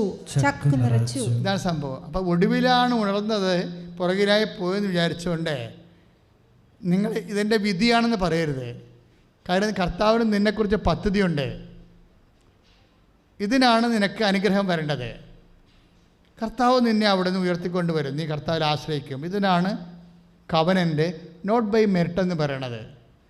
എഫേസ്യസ് 2:8. നിൻ്റെ യോഗ്യതയാലല്ല, പറഞ്ഞേ, കർത്താവിൻ്റെ കൃപ കൊണ്ട്. ഈ ഒരു വിഷയത്തിൻ്റെ ബേസ്മെൻറ്റിലാണ് നമ്മൾ പ്രാർത്ഥിക്കുന്നത്. പറഞ്ഞ മനസ്സിലായില്ലേ? അതായത് നിൻ്റെ സാഹചര്യം, നിൻ്റെ ശേഷി, നിൻ്റെ ശേമുഷിക്ക്, നിൻ്റെ മണി പവർ, നിൻ്റെ മസിൽ പവർ കൊണ്ടൊന്നും നേടാൻ പറ്റാത്ത ഒരു സാഹചര്യമായതുകൊണ്ട് അവിടെ ദൈവത്തിൻ്റെ ഇടപെടൽ സുനിശ്ചിതമാക്കുന്നൊരു സാഹചര്യമാണ്. അത് നീ പൂർണ്ണമായ മനസ്സോടും സർവ്വശക്തിയോടും കൂടിയാണ് നീ അതിൽ ദൈവത്തിൻ്റെ കരം പിടിക്കേണ്ടത്. ഈ ടീച്ചറിൻ്റെ പ്രശ്നം എന്താ? ഇവർ നേരെ ഇങ്ങോട്ട് എടുക്കുമ്പോൾ തന്നെ, ഇങ്ങോട്ട് പോരുമ്പോൾ തന്നെ അവർക്ക് ഫോൺ വരും. അപ്പോൾ അവിടെ മനസ്സിൽ വരണത്, ഞാൻ ഒത്തിരി ഏജ് ആയിപ്പോയല്ലോ, ഇനി കിട്ടുമോ എന്നൊക്കെയാണ് വിചാരിക്കുന്നത്. ഉടമ്പടി ചെയ്ത് കഴിയുമ്പോൾ ഇവർക്ക് പ്രത്യേക ധൈര്യം വരും. ഉടമ്പടി എന്ന് പറഞ്ഞ ഒരു ധൈര്യത്തിൻ്റെ പ്രാർത്ഥനയാണ്. അതെന്തുകൊണ്ടാണെന്ന് കൂടി നിങ്ങൾ മനസ്സിലാക്കണം. ആൾക്കാരെല്ലാം ധൈര്യമില്ലാതല്ലേ ഇവിടെ വരണത്. ഉടമ്പടി എടുക്കുമ്പോൾ നമുക്ക് എക്സ്ട്രാ ധൈര്യം വരും. കഴിഞ്ഞ ദിവസങ്ങളിൽ അന്നമ്മ എബ്രാഹാം എന്ന് പറഞ്ഞ് എടത്വ എന്നൊരു സാക്ഷ്യം ഉണ്ടായി. അന്നമ്മ എബ്രാഹാം എടത്വ. അവരുടെ പ്രശ്നം വെച്ചാൽ അവർ ഉടമ്പടി നേരത്തെ എടുത്തതാണ്. എന്തിനെടുത്തതാണ്? മകളുടെ എന്തോ വിഷയത്തിനും മാരത്താമസം എന്തോ കാര്യത്തിന് വേണ്ടി ഉടമ്പടി എടുത്തതാണ്. പക്ഷേ ഇവർക്കൊരു കുറച്ച് കഴിഞ്ഞപ്പോൾ ഇവർക്ക് ശരീരത്തിൽ ഒരു മുഴ പ്രത്യക്ഷപ്പെട്ട് ഇവർ ഹരിപ്പാട് കൊണ്ടുപോയി ഡോക്ടറിനെ കാണിച്ച് അതിൻ്റെ ബയോപ്സി എടുപ്പിച്ച്. ബയോപ്സി എടുത്തപ്പോൾ എൻ്റെ റിസൾട്ട് വന്നപ്പോൾ ഡോക്ടർ പറഞ്ഞ് ക്യാൻസറാണെന്ന് പറഞ്ഞു. ഉടനെ മക്കൾ നിലവിളിച്ച്. ഇവർ നിലവിളിച്ചില്ല. ആ സാക്ഷ്യം കേൾക്കാൻ നിരാശമാണ്. എന്താ കാര്യം? ഇവർ പറഞ്ഞ വാക്ക് എന്ന് വെച്ച് കഴിഞ്ഞാൽ, എനിക്ക് പേടിയൊന്നുമില്ല, ഞാൻ ഉടമ്പടി എടുത്തതാണ്, എൻ്റെ അമ്മ എന്നെ സംരക്ഷിക്കും. ഇതാണ് സാധനം. അത് നിങ്ങൾ അന്നമയ പ്രാർത്ഥനയുടെ സാക്ഷ്യം കേൾക്കണം. അവർക്ക് ഒരു 10-55 വയസ്സുണ്ടെന്ന് തോന്നുന്നത്. പക്ഷേ അതിന് അവർ ക്യാൻസർ ട്രേസ് ഔട്ട് ചെയ്തിട്ട് ഡോക്ടർ ഡയഗ്നോസ് ചെയ്ത് കഴിയുമ്പോൾ ഈ വ്യക്തിയുടെ ഓട്ടോമാറ്റിക് എക്സ്പ്രഷൻസ് എന്താണ്? എന്നെ അമ്മ സംരക്ഷിച്ചോളൂ, എനിക്ക് കുഴപ്പമൊന്നുമില്ല, എനിക്ക് പേടിയില്ലെന്ന് പറയും. അവരാണ് ആദ്യം പറഞ്ഞ വാക്കതാണ്, ഞാൻ ഉടമ്പടി എടുത്താണെന്ന് പറയും. ഇതിനാണ് ധൈര്യം എന്ന് പറയുന്നത്. ഉടമ്പടി എടുക്കുമ്പോൾ നിങ്ങൾക്ക് ഈ ധൈര്യം എല്ലാവർക്കും ഇത് കിട്ടേണ്ടതാണ്. ചില ആൾക്കാർക്ക് വിശ്വാസത്തിൻ്റെ അളവ് കുറയുന്ന കാരണം അത് അനുഭവവേദ്യമാകത്തില്ല. അതാണ് പ്രശ്നം. ഉടമ്പടിയിൽ പാക്കേജിൽ ഉള്ളതാണ് ഈ ധൈര്യം. കാര്യം ദൈവം ഉടമ്പടി ചെയ്യുമ്പോൾ ജോഷുവയോട് പറയണത് അതാണ്, ശക്തനും ധീരനുമായിരിക്കുക. ശക്തനും, ഇപ്പോൾ ജോഷുവ 1:9 എന്താ പറയണത്? ശക്തനും ധീരനുമായിരിക്കുക, ഞാൻ നിൻ്റെ കൂടെ വരും. അതാണ് സംഭവം. ഈ ധീരതയുടെ അടിസ്ഥാനം എന്താ? ഏത് ഓപ്പറേഷൻ തിയേറ്ററിലാണെങ്കിലും മാതാവ് വരുമെന്നുള്ളതാണ്. മനസ്സിലായില്ലേ? അതാണ് അതുപോലെ കൃത്യമായിട്ട് പാക്കേജ് നൽകുന്ന ഈ പ്രസൻസ് സെക്യൂർ ചെയ്യുന്ന ഒരു പ്രാർത്ഥന നമുക്ക് വേറെയില്ല പരിശുദ്ധ കുർബാന അല്ലാതെ. പരിശുദ്ധ കുർബാനയിൽ പക്ഷേ ദൈവത്തിൻ്റെ സാന്നിധ്യം എന്ന് പറയുന്നത് നമ്മളുടെ അഡൾട്ടേഴ്സ് പാസ്സാക്കുക, വസ്തു വിൽപ്പന, മകളെ കെട്ടിക്കുക, ഇങ്ങനെയുള്ള സാധാരണ യൂസ് ആൻഡ് ത്രോ സബ്ജക്റ്റ് ഇല്ലേ. 70 കൊല്ലം നമ്മൾ എന്ത് ചെയ്താലും ചെയ്തില്ലെങ്കിൽ 70 കൊല്ലം ആകുമ്പോൾ കയ്യിൽ നിന്ന് പോവില്ല. നീ ആരാണെന്ന് പറഞ്ഞാൽ, ഏറ്റവും വലിയ ആളാണെന്ന് പറഞ്ഞാൽ ശരി, 70-75 കൊല്ലം ആകുമ്പോൾ ഈ സംഭവം കയ്യിൽ നിന്ന് പോകും. ഈ മനുഷ്യന്മാരുടെ എല്ലാ അവാർഡുകളും അംഗീകാരങ്ങളും നിങ്ങൾ എന്തെല്ലാം നേടി ആരെല്ലാമായിട്ടും ഈ ഭൂമിയിൽ ഒരു കഥയുമില്ലെന്നുള്ളതാണ് ഇതിൽ നിന്ന് കിട്ടുന്നത്. എന്താ കാര്യം? ഈ ഭാരതരത്നം കിട്ടിയിട്ട് പോലും ആ മനുഷ്യന് അത് തിരിച്ചറിയാൻ പറ്റാത്ത അവസ്ഥ. ലോകത്തിന് നമുക്ക് തരാൻ കഴിയാവുന്നത് ഇത്രയൊക്കെ ഉള്ളൂ. ഇത് ബുദ്ധിയും ബോധമുള്ളവർ മനസ്സിലാക്കണം. ദൈവത്തെ വിറ്റിട്ട് നക്കാർപ്പിച്ച കാര്യത്തിന് വേണ്ടി നിങ്ങൾ ജീവിതം പണയം വെച്ച് ആത്മാവിനെ നഷ്ടപ്പെടുത്തുമ്പോൾ ഇത് നമ്മൾ ഈശോ ചോദിച്ചില്ലേ, ലോകം മുഴുവൻ നേടിയാലും നിൻ്റെ ആത്മാവ് നഷ്ടപ്പെട്ടാൽ എന്ത് പ്രയോജനമാണ്? അതായത് ഓരോ കാര്യങ്ങളും നിങ്ങൾ ദൈവത്തിന് ഒന്നാം സ്ഥാനം കൊടുത്ത് അതിൻ്റെ ആ രീതിയിൽ കാര്യങ്ങളെ സമീപിച്ച് നിലപാടുകളെടുത്ത് നിത്യതയോളം ഉള്ള യാത്രയുണ്ടെന്നുള്ള ബോധത്തിൽ വേണം ഉടമ്പടിക്കാലത്ത് നമ്മൾ പ്രത്യേകിച്ച് പെരുമാറാൻ. അല്ലെങ്കിൽ എന്ന് വെച്ചാൽ വെറും മെറ്റീരിയലായിട്ട് ഈ വിഷയത്തെ കാണരുത്. മെറ്റീരിയലായിട്ട് ജോലി കിട്ടുക, കാശ് കിട്ടുക, വീട് വെക്കുക, അതിൻ്റെ അപ്പുറത്ത് അത് കഴിയുമ്പോൾ അടുത്ത ആവശ്യം കൊണ്ട് നിങ്ങൾ വരും, അത് കഴിയുമ്പോൾ അടുത്ത ആവശ്യം കൊണ്ട് വരും. പക്ഷേ എല്ലാത്തിനേക്കാൾ വലിയ ആവശ്യം എന്താണ്? ദൈവമാണ്. എല്ലാത്തിനേക്കാൾ വലിയ ആവശ്യം ദൈവമാണ്. അത് നിങ്ങൾക്ക് ഉടമ്പടിയുടെ സമയത്ത് നിങ്ങൾ പ്രാർത്ഥിച്ച് വാങ്ങിക്കേണ്ട ഒരു വരമാണ്. പ്രാർത്ഥിക്കുക, കർത്താവ് ദൈവമേ, എന്ത് അനുഗ്രഹം കിട്ടിയാലും ഏറ്റവും വലിയ അനുഗ്രഹമായി നിന്നെ നേടുവാൻ, നിന്നെ കരുതുവാൻ എനിക്ക് പ്രത്യേക അറിവും ബോധ്യവും നൽകണമേ. Praise the Lord. ഹല്ലേലൂയ. അപ്പോൾ ഈ ടീച്ചർ വന്ന് നമ്മൾ റിബി ജോസഫിൻ്റെ സാക്ഷ്യം അനലൈസ് ചെയ്തുകൊണ്ടിരിക്കുകയാണ്. റിബി ജോസഫ് വന്ന് ഉടമ്പടി എടുത്ത് പോയി. അവർക്ക് ടീച്ചറാകാൻ ഒരു ജോലി ഏതെങ്കിലും സ്കൂളിൽ കിട്ടണമെന്നാണ്. പക്ഷേ ഈ കൂട്ടുകാരത്തെ വിളിച്ച് പറഞ്ഞ അതേ സ്കൂളിലേക്ക് തന്നെ അവർ ആപ്ലിക്കേഷൻ കൊടുക്കും. അവർ പറഞ്ഞ പോലെ വേറെ ഒന്നും കൊടുത്തില്ല. ആപ്ലിക്കേഷൻ കൊടുത്തപ്പോൾ ഇവർക്ക് പേടിയാണ്. അവിടെ മെറിറ്റില്ലെന്ന് നോക്കണം. എന്താ കാര്യം? ആപ്ലിക്കേഷൻ ഒത്തിരി പേര് പുതിയ തലമുറയൊക്കെ വന്നിട്ടുണ്ട്. അവർക്കെല്ലാം അടിച്ചു പൊടിച്ച് ക്ലാസ് എടുക്കുന്ന പാർട്ടി എല്ലാം ഇംഗ്ലീഷും സംഭവങ്ങളെല്ലാം ഹിന്ദിയും എല്ലാം നല്ല വഴക്കമുള്ള ആൾക്കാർ, വെടിച്ചില് പോലെ പറയുന്ന ആൾക്കാരൊക്കെ വന്നിട്ടുണ്ട്. അപ്പോഴും നമ്മുടെ മെറിറ്റ് പോകും അല്ലേ? അപ്പോഴും മെറിറ്റ് പോകും. മെറിറ്റ് പോകുമ്പോൾ ശ്രദ്ധിക്കുക. പിന്നെ വർക്ക് ചെയ്യണത് എന്താണ്? ഗ്രേസാണ്. ഇതാണ് ഉടമ്പടിയുടെ സംഭാവന എന്ന് പറയുന്നത്. Not by merit but by grace. Ephesians 2:8. അപ്പോൾ ഈ ഗ്രേസ് ഞങ്ങളെന്താ ചെയ്യണമെന്നറിയാമോ? നിങ്ങളുടെ ഗ്രേസ് നിലവാരം ഉടമ്പടിയിൽ എന്താ ചെയ്യണത്? ഉടമ്പടി എന്താ ചെയ്യണത്? ഈ മെറിറ്റ് നമുക്കിവിടെ സബ്ജക്റ്റ് കൈകാര്യം ചെയ്യേണ്ട കാര്യമില്ല. അത് നിങ്ങൾക്ക് ദൈവം തന്നതാണ്. പക്ഷേ നിങ്ങളുടെ മെറിറ്റ് ഇല്ലാത്ത അവസ്ഥയിൽ വർക്ക് ചെയ്യേണ്ടത് ഗ്രേസാണ്. ഗ്രേസ് വർക്ക് ചെയ്യാനുള്ള എക്സർസൈസുകളാണ് ഉടമ്പടിയിലുള്ളത്. മനസ്സിലായില്ലേ? അത് നിങ്ങൾ മനസ്സിലാക്കി ചെയ്യേണ്ടതാണ്. അല്ല ചുമ്മാ 65 പ്രാവശ്യം പ്രത്യക്ഷ പ്രാർത്ഥന ചെല്ലിയെന്നൊക്കെ ചില വലിയമ്മമാരും സാക്ഷ്യം പറയും. ഞാൻ പറഞ്ഞ ആ റോഡിൽ പോയിരുന്ന് പറയാൻ പറയും. ബുദ്ധിബോധമില്ലാത്ത ആൾക്കാർ ഇത് ചെല്ലണ പ്രാർത്ഥന അല്ലല്ലോ, ഇത് ചെയ്യണതല്ലേ ഉടമ്പടി. ഉടമ്പടി ചെല്ലൽ കുറവല്ലേ, ചെയ്യണതാണ്. ഒരു കൈയും ചെയ്യരുതില്ല. ചുമ്മാ പ്രാർത്ഥനാ പുസ്തകം വെച്ചുകൊണ്ട് 1000-600 പ്രാവശ്യം ചൊല്ലിക്കൊണ്ടിരിക്കും. ചെല്ലണമല്ലല്ലോ ഇത്. കാര്യം ഇതിൻ്റെ ഈ മെഡിസിൻ്റെ കണ്ടൻറ്റ്, പ്രത്യേക കണ്ടൻറ്റ് എവിടെയാണ് വർക്ക് ചെയ്യണത്? ഉടമ്പടി കണ്ടൻറ്റ് എവിടെയാണ് വർക്ക് ചെയ്യണത്? അത് നിങ്ങളുടെ ഗ്രേസ് ഫീൽഡ് വർദ്ധിപ്പിക്കാൻ വേണ്ടിയാണ് ഞങ്ങൾ ചെയ്യണത്. എന്താണ്? അവൻ പറയണത് പോലെ ചെയ്യുക. അതാണ് സംഭവം. നടക്കാത്ത കാര്യം നടത്തിയെടുക്കാൻ, ആകാത്ത സമയം ആക്കിയെടുക്കാൻ ദൈവത്തിൻ്റെ പദ്ധതി പ്രകാരമുള്ള ഒരു ഫോർമുല ആണ്. എന്താണ്? അവൻ പറയണത് പോലെ ചെയ്യുക. അമ്മയ്ക്ക് വേണമെങ്കിൽ വായ്പ മേടിപ്പിക്കാമായിരുന്നു വീഞ്ഞ്, അമ്മയ്ക്ക് വേണമെങ്കിൽ വിലക്ക് വാങ്ങിപ്പിക്കാമായിരുന്നു. എന്തുകൊണ്ടാണ് ആ കുടുംബത്തെ അമ്മ ക്രിസ്തുവുമായിട്ട് കൂട്ടിമുട്ടിച്ചത്? അമ്മയുടെ ജോലി അതാണ്. അതായത് അമ്മ എന്തിനാണ് അമ്മയാണ് ക്രിസ്തുവിനെ സ്വീകരിച്ചത്, അല്ലേ? പരപിതാവിന് തിരുസന്നിധിയിൽ നിന്ന് ക്രിസ്തുവിനെ ലോകത്തിന് വേണ്ടി സ്വീകരിച്ചത് അമ്മയാണ്. ഇതാ കർത്താവിൻ്റെ ദാസ്യത്തിൻ്റെ വചനം പോലെ നിറവേറട്ടെന്ന് പറഞ്ഞുകൊണ്ട് ആ വചനത്തിന് വേണ്ടി ആ ടെലികോസ്റ്റ് I will be the ever servant എന്ന് പറഞ്ഞാൽ അവർ മേടിക്കണത്. ഏതെല്ലാം കാലത്ത് ഏത് കുരിശിൻ്റെ ചുവട്ട് നിന്നാലും കുഴപ്പമില്ല. എൻ്റെ മകൻ തുണിയില്ലാതെ തൂങ്ങിക്കിടക്കുന്ന സമയത്ത് ഞാനിവിടെ മൃതപ്രായം നോക്കി നിന്നാലും കുഴപ്പമില്ല. ഞാൻ എങ്ങനെയൊക്കെ അപമാനിക്കപ്പെട്ടാലും ശരി, ദൈ കിങ്ഡം കം, ദൈ വിൽ ബി ഡൺ എന്ന് പറഞ്ഞ് ഈശോയെപ്പോലെ തന്നെ നിൻ്റെ രാജ്യം വരണം, നിൻ്റെ തിരുമനസ്സ് നിറവേറണം എന്ന് പറഞ്ഞ ഈശോയെപ്പോലെ ഒപ്പം തോളോട് തോലം ഒരേ സ്വരത്തിൽ ഈശോയോട് ചേർന്ന് പറഞ്ഞ ആളാണ് behold the handmaid of the Lord be it done to me according to thy word. അപ്പൻ്റെ മനസ്സ് നിറവേറ്റുക മാത്രമാണ് എൻ്റെ ജീവിത ലൗത്യമെന്ന്. അതാണ് ഉടമ്പടി. ഉടമ്പടി ചെയ്യുമ്പോൾ നിങ്ങൾക്ക് അമ്മയുടെ മനസ്സുണ്ടാകണം. എന്താ അമ്മയുടെ മനസ്സെന്ന് പറയണത്? അപ്പാ, നിൻ്റെ തിരുമനസ്സ് നിറവേറാൻ വേണ്ടി ഞാൻ ഏതറ്റം വരെയും പോകും. സകലമെങ്കിൽ സകലം കർത്താവിൻ്റെ വചനം മറ്റു വ്യക്തികളിൽ എത്തിക്കണം. അതുപോലെ തന്നെ സമർപ്പണമെങ്കിൽ സമർപ്പണം. ഞാൻ തന്നെ സുവിശേഷമാകണം, ഞാൻ തന്നെ സുവിശേഷമേകണം. യേശുക്രിസ്തു അറിയിക്കാൻ അറിഞ്ഞവരെ ആഴപ്പെടുത്താൻ വേണ്ടി ഞാൻ കർത്താവിൻ്റെ സുവിശേഷമാകും എന്നൊക്കെ പറഞ്ഞുകൊണ്ട് മാതാവിനോട് ചേർന്ന് കൊണ്ടൊരു മരിയൻ മിഷൻ അങ്ങ് തുടങ്ങുമ്പോൾ ഉടമ്പടി എന്താണെന്നറിയും, ദൈവം എന്താണെന്നറിയും. നിന്നെ തന്നെ ദൈവത്തിൻ്റെ ഭാഗമാക്കി മാറ്റും. ഇന്ന് ദൈവവേദ ഓരോ വചനവും.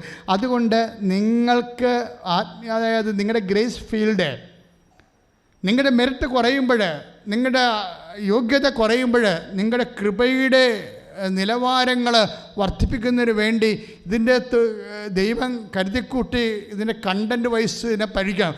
ഉടമ്പടി പഠിക്കേണ്ടത്, കവനൻ്റ് പഠിക്കേണ്ടത് കണ്ടൻറ്റ് വൈസാണ്. എന്തുകൊണ്ട് കൃപാസനം പത്രം നിങ്ങൾ വിതരണം ചെയ്യണം? എന്താണ്? എന്നെ കർത്താവിനെ അറിയാത്തവരെ അറിയിക്കുക, അറിഞ്ഞവരെ ആഴപ്പെടുത്തുക. ലോകം മുഴുവൻ പോയി എല്ലാ സൃഷ്ടികളോടും സുവിശേഷം പ്രസംഗിക്കുക എന്ന് വെച്ച് കഴിഞ്ഞാൽ പ്രസംഗിക്കാൻ പാടാണെങ്കിൽ നമ്മൾ അവർക്ക് എഴുതിയ പ്രസംഗം കൊടുക്കും. കൃപാസനം പത്രം എഴുതിയ പ്രസംഗങ്ങളാണ്. കർത്താവ് ഇതുപോലെ ഇപ്പം സംസാരിച്ചുകൊണ്ടിരിക്കുകയല്ലേ. ഞാൻ വല്ലതും പഠിച്ചിട്ടാണ് ഇവിടെ വന്നിരിക്കണേ. ഞാൻ ചില കാര്യങ്ങളൊക്കെ ഞാൻ കർത്താവിനോട് ആലോചന ചെയ്യും, പ്രാർത്ഥിക്കും, ചില വചനത്തെക്കുറിച്ച് പഠിക്കും, പിന്നെ ഇവിടെ വന്ന് നിൽക്കും, ബാക്കി കർത്താവ് പറയും. അങ്ങനെ കർത്താവ് പറഞ്ഞ കാര്യങ്ങളാണ് കൃപാസനം പത്രത്തിലുള്ളത്. അതാണ് നിങ്ങൾ പ്രാർത്ഥിച്ച് ഓരോരുത്തർ പ്രാർത്ഥിച്ച് കൊടുക്കുകയാണ്. നിങ്ങൾ എന്ത് പറയണം? കർത്താവേ, എന്നെ അറിയാൻ എനിക്ക് പ്രസംഗിക്കാൻ ചാതുര്യമില്ല, പക്ഷേ പൗലോസ് അപ്പോസ്തലനെ പോലെ പൗലോസ് അപ്പോസ്തലൻ പ്രസംഗിക്കാൻ ചാതുര്യമില്ലായിരുന്നു. അപ്പം നമ്മൾക്കത് ചാതുര്യക്കുറവ് ഒരു കുഴപ്പമില്ല. പക്ഷേ പൗലോസ് അപ്പോസ്തലൻ എഴുതും. നിങ്ങൾക്ക് എഴുതാനും പറ്റത്തില്ലെങ്കിൽ എഴുതിയ സാധനം നിങ്ങൾക്ക് കയ്യിൽ തരും. ഉടമ്പടിയുടെ എന്താണ് ഉടമ്പടി, എന്താണ് ഈശോ, ഉടമ്പടി എടുക്കുമ്പോൾ എന്ത് സംഭവിക്കുന്നു, എത്ര പേർക്ക് എന്തെല്ലാം സംഭവിച്ചു. ഈ മാസം 120 പേർക്കാണ് സാക്ഷ്യങ്ങൾ സംഭവിക്കുന്നത്. ഏറ്റവും കുറഞ്ഞ പത്രം 120 ഉണ്ട്. നമുക്കിവിടെ ഒരു ദിവസം തന്നെ 25 സാക്ഷ്യങ്ങളുണ്ട്. അങ്ങനെ ഒരു 10 ദിവസം കഴിയുമ്പോൾ 750 സാക്ഷ്യം ഉറപ്പായിട്ടുണ്ട്. 750 സാക്ഷ്യങ്ങൾ മിക്കവാറും ഇടുന്ന 60 സാക്ഷ്യങ്ങളെ നമ്മൾ പുറത്തേക്ക് വിടത്തുള്ളൂ. കാര്യം എന്താ? അത്രയും സ്ഥലം യൂട്യൂബിൽ അത്ര സമയമുള്ളൂ.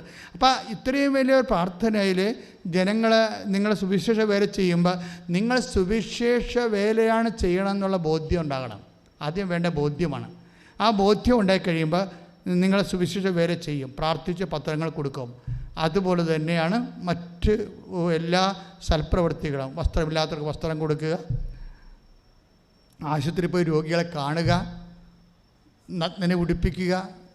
ഞാൻ നഗ്നനായിരുന്നു, നിങ്ങളെന്നെ ഉടുപ്പിച്ചു എന്നൊക്കെ ഈശോ പറയണില്ല. അത് ഈശോയെ തന്നെ മറ്റുള്ളവരിൽ കണ്ടുകൊണ്ട്, ഇല്ലായ്മക്കാരെ ഈശോയെക്കായ കണ്ടുകൊണ്ട് നമ്മൾ സമർപ്പിക്കുമ്പോഴാണ് നമ്മുടെ ഗ്രേസ് ഫീൽഡ് വർക്ക് ചെയ്യണത്. ഇപ്പം not by merit but by grace എന്ന് പറഞ്ഞില്ലേ? ആരാണ്ടെൻ്റെ ഗ്രേസാണ് മുകളിൽ നിന്ന് കെട്ടിയെടുത്ത് വരുമെന്നാണ് വിചാരിക്കണത്. അതല്ല, നമ്മുടെ ഗ്രേസ് ഫീൽഡ് വർദ്ധിപ്പിക്കണം. പറഞ്ഞ മനസ്സിലായില്ലേ? നോട്ട് ബൈ മെറിറ്റ് എന്ന് പറയുന്നത് നമ്മൾ എഫേസ്യസ് 2:8 പറയുന്നത് നിങ്ങളുടെ യോഗ്യത കൊണ്ടല്ല, ദൈവത്തിൻ്റെ കൃപ കൊണ്ടാണ്. പക്ഷെ ദൈവത്തിൻ്റെ കൃപ എന്ന് പറയുമ്പോഴേ ആ ദൈവത്തിൻ്റെ കൃപ ആർജിക്കാൻ വേണ്ടി നമുക്ക് ഒരു മിനിമം യോഗ്യത വേണം. കാര്യം മാലാഖ മറിയത്തെ കാണുമ്പോൾ എന്താ പറയണത്? മറിയം, നീ ദൈവതിരുസന്നിധി കൃപ കണ്ടെത്തിയിരിക്കുന്നു. കണ്ടെത്താത്ത കാലം മാടന്മാരും ഉണ്ട്. സക്കറിയാടത്ത് പോയപ്പോൾ ഇത് പറയാൻ പറ്റണില്ലേ? സക്കറിയൊക്കെ പറയാൻ പറ്റുന്നില്ല, അതേ കാക്ക് അക്സെപ്റ്റിബിലിറ്റി കുറവാണ്. സക്കറിയ യോഹന്നാൻ മാന്താനയുടെ അപ്പനാണ്, പുരോഹിതനാണെന്ന് പറഞ്ഞിട്ട് കാര്യമില്ല. പുള്ളിക്ക് ദൈവത്തിരുസന്നിധിയിൽ റിസെപ്റ്റിവിറ്റി കുറവാണ്. പക്ഷെ മാതാവിൻ്റെ അടുത്ത് വരുമ്പോൾ എന്താ പറയണത്?